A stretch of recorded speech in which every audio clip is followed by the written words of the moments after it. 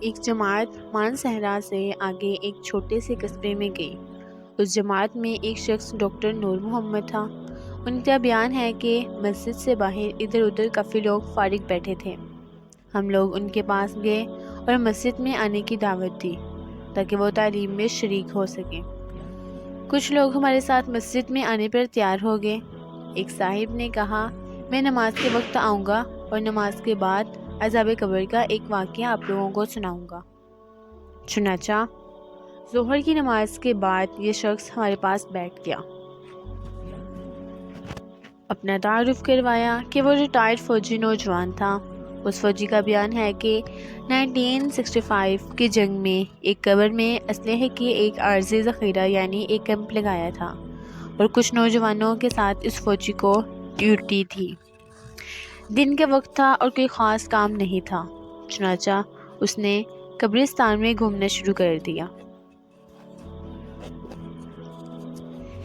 اس کا گزر ایک پرانی قبر کے پاس سے ہوا تو یوں محسوس ہوا جیسے قبر کے اندر سے ہڈیاں ٹوٹنے کی آواز آ رہی ہے۔ اس فوجی جوان نے بتایا کہ میں نے بندوق کے بٹ کے ساتھ قبر کی اینٹیں ہٹائیں تاکہ دیکھے یہ آواز کیسی ہے۔ جیسے جیسے میں مٹی ہٹاتا گیا آواز اور تیز ہوتی گئی اور میری دلچسپی اور خوف بہت بڑھتا گیا۔ دن کا وقت تھا، روشنی خوب پھیلی ہوئی تھی۔ کیا دیکھتا ہوں کہ قبر کے اندر انسانی ہڈیاں کا ڈھانچہ پڑا ہوا ہے اور اس پر چوہے کی شکل کا ایک جانور بیٹھا ہوا ہے، اور جب وہ منہ اس ڈھانچے کے اوپر مارتا ہے تو سارا ڈھانچہ اکڑ جاتا ہے اور ہڈیوں کے ٹوٹنے اور چٹکنے کی آواز آتی ہے۔ میرے پاس اس جانور نے 3 مرتبہ اپنا منہ ہڈی پر مارا۔ مجھے بہت ترس آیا کہ یہ جانور اس کو بہت تکلیف پہنچا رہا ہے۔ چنانچہ رائفل سے جب میں نے اس جانور کو مارنے کا ارادہ کیا تو وہ مٹی میں چھپ گیا۔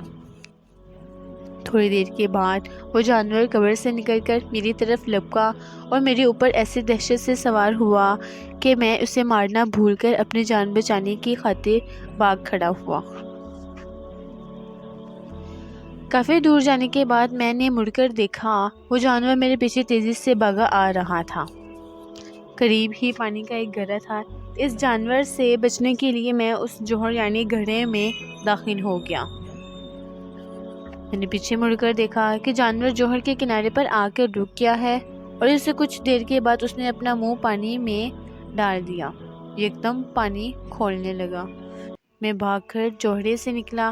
میری ٹانگیں جل رہی تھیں، بہت جلد سرخ ہو چکی تھی اور آبلے پڑ چکے تھے۔ درد کی شدت سے میرا چلنا محال ہو گیا تھا۔ میں نے اپنے ساتھی کو آواز دی تو جب میں نے پیچھے مڑ کر دیکھا تو کچھ نہ تھا بلکہ وہ جانور غائب ہو چکا تھا۔ چنانچہ مجھے ایبٹ آباد کے ہسپتال میں داخل کروا دیا گیا اور پھر وہاں سے راولپنڈی کے بڑے فوجی ہسپتال میں منتقل کر دیا گیا۔ میری ٹانگوں کا گوشت گلنا شروع ہو گیا تھا۔ ہر وقت بدبودار پیپ اور خون رستا رہتا تھا۔ کسی علاج سے افاقہ نہیں ہوا مگر مرض بڑھتا گیا۔ جیسے جیسے دوائی لگتی رہی ویسے ویسے جسم سے گوشت علیحدہ ہوتا گیا۔ اس وقت دونوں ٹانگوں کی صرف ہڈیاں بچ گئی ہیں۔ گوشت آہستہ آہستہ گل کر علیحدہ ہو چکا ہے اور ہر وقت مردے کی سی بو آتی رہتی ہے۔ پھر اس شخص نے ہمیں اپنی دونوں ٹانگیں دکھائیں جن پر پٹیاں بندھی ہوئی تھیں۔ اللہ معاف فرمائے، اللہ تعالی ہمیں قبر اور جہنم کے عذاب سے محفوظ رکھے، آمین۔ سبق اس کہانی سے ہمیں یہ سبق حاصل ہوا کہ بے شک بعض دفعہ اللہ تعالیٰ لوگوں کی عبرت کے لیے دنیا میں ہی اپنے عذاب کا مشاہدہ کرا دیتا ہے، جیسا کہ اس واقعے میں آپ نے بھی ملاحظہ فرمایا۔ اللہ تعالیٰ ہمیں اعمال صالح کرنے کی توفیق عطا فرمائے، آمین۔